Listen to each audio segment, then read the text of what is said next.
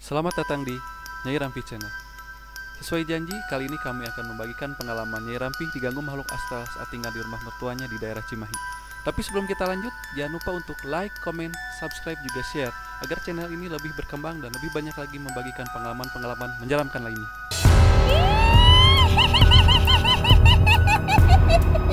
Nah, kejadiannya itu kan masih terjadi di rumah mertua Nyai ya, yang di daerah Cimahi. Itu bisa diceritakan lebih lengkapnya bagaimana, Nyai? Saat itu Nyai baru punya anak ya. Anak Nyai masih kecil dan kedua mertua Nyai sudah meninggal. Nah, jadi sekedar informasi ya, anaknya itu adalah saya sendiri gitu. Tapi saya juga lupa-lupa ingat gitu kejadiannya bagaimana itu. Setiap malam suami Nyai suka ikut kakaknya menjaga toko.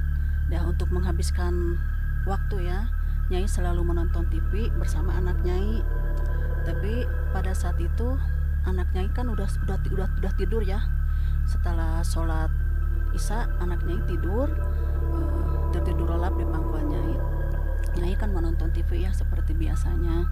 Posisi ruang makan sama ruang TV itu sangat dekat ya, hanya terhalang oleh pintu. Tapi pada saat itu pintu ruang makan tidak tertutup, jadi terlihat dari ruang tamu, dari ruang TV.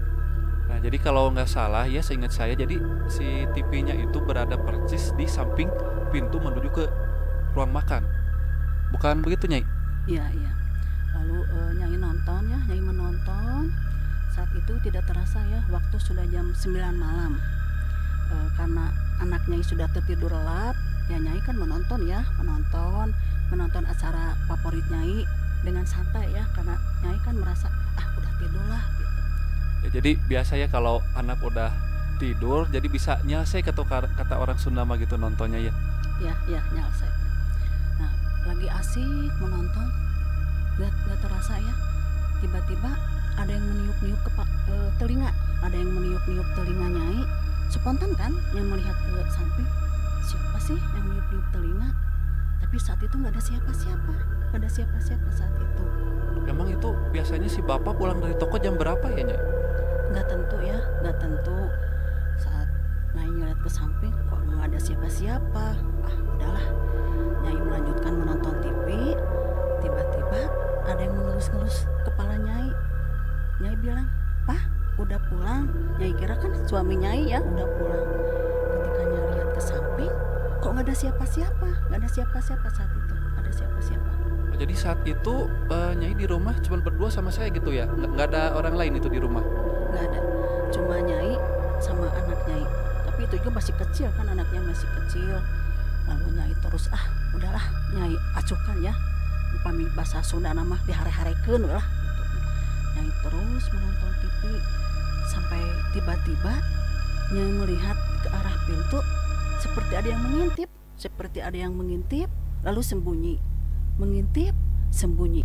Nyai lanjutin menonton TV sampai beberapa saat kemudian ujung mata Nyai menangkap bayangan hitam yang sedang mengintip dan bersembunyi di balik pintu ruang makan. Karena Nyai penasaran, Nyai terus melihat ke arah pintu ruang makan sampai tiba-tiba Nyai melihat dengan sangat jelas, perlahan-lahan muncul sebuah kepala tanpa badan. Itu kepala tanpa badan, apakah seorang wanita atau pria, Nyai? Wanita. Bisa dijelaskan bagaimana itu penampakan wajahnya? Rambutnya keriting, acak-acakan, wajahnya hitam, mengkilap seperti dilumuri oli. Apa yang dia lakukan? Apakah dia memperhatikan Nyai, menghampiri atau bagaimana? Sambil menyeringai, dia memelototi Nyai dengan tatapan yang sangat tajam. Nah, setelah kejadian itu, apa yang dilakukan Nyai? Apakah Nyai tetap terpaku di ruang TV atau mencoba berpindah ke tempat yang lain, Nyai? Saat itu Nyai peluk anak Nyai masuk ke ruang kamar ya. Nyai selimuti badan Nyai sama anak Nyai berdoa sebisa Nyai, terus Nyai berdoa.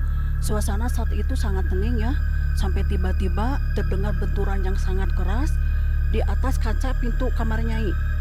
Jadi di atas pintu kamarnya itu terdapat kaca jendela mungkin ya? Apakah Nyai mencoba melihat ke arah sana atau bagaimana? Ya, saat itu tidak ya, karena terus benturan itu semakin keras dan berulang-ulang sampai akhirnya anak Nyai terbangun dan dia menunjuk ke arah kaca sambil bilang, "Mama, naon eta mah, naon eta?" Karena Nyai penasaran, Nyai lihat ke arah kaca.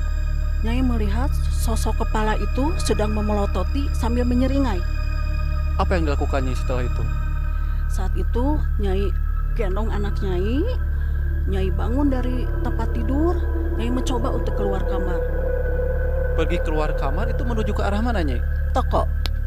Bisa dijelaskan itu tokonya apakah berada dekat dari kamar Nyai atau jauh itu? Ya lumayan ya, harus melewati ruang tamu, ruang nonton, ruang makan, dapur, lorong, baru ada pintu ke toko. Nah, saat Nyai mencoba untuk berlari menuju toko itu, apakah Nyai mencoba melihat ke arah belakang apakah sosok itu masih mengejar atau bagaimana, Nyai? Iya, saat Nyai melihat ke belakang, sebuah kepala itu masih melayang-layang tidak karuan. Nyai terus berlari, tapi anehnya Nyai berlari sekuat tenaga. Saat Nyai lihat, Nyai masih berada di depan kamar. Oh, jadi tidak berpindah, terus saja berlari di situ, Nyai. Hanya berlari di tempat gitu. Iya. Saat itu Nyai melihat terus ke belakang karena Nyai takut ya. Nyai terus melihat ke belakang sambil memeluk anak Nyai sampai akhirnya Nyai tiba di toko. Apa yang Nyai lakukan setelah sampai di toko? Nyai menangis kan, Nyai memeluk suami Nyai. Kan di situ banyak orang ya, di toko-toko banyak orang. Lalu orang-orang bertanya, "Neng, kunaon aya naon?" Saat itu kan Nyai masih takut ya, masih selak gitu ya kalau kata orang Sunda mah. Nyai terus menangis sampai akhirnya Nyai tenang. Lalu Nyai menceritakan semuanya kepada suami Nyai. Suami Nyai lalu bercerita pada Nyai dulu sebelum menikah banyak teman-temannya yang suka menginap di rumah suami Nyai, dan dia pun sama mengalami hal sama seperti Nyai. Oh, jadi si hantu kepala buntung itu sering menghantui orang-orang yang tinggal di rumah itu mungkin ya? Ya, tapi yang melihat Nyai sama teman-teman suami Nyai. Oh, jadi menghantuinya khusus mungkin kepada orang-orang luar gitu ya, bukan kepada penghuni yang asli tinggal di situ, Nyai? Iya, mungkin. Itu tadi pengalaman menyeramkan Nyai Rampih diganggu hantu kepala buntung saat berada di rumah mertuanya. Bagi sobatnya yang ingin berbagi pengalaman mistis, silahkan kirim ke emailnya Nyai Rampih di nyairampih@gmail.com atau langsung kirim saja ke Instagramnya Nyai Rampih di @nyairampih. Link ada di deskripsi. Terima kasih sudah menonton. Nantikan juga pengalaman-pengalaman menyeramkan lainnya hanya di Nyai Rampih Channel. Saya Chandra dan Saya Nyai Rampih. mohon undur diri. Sampai jumpa.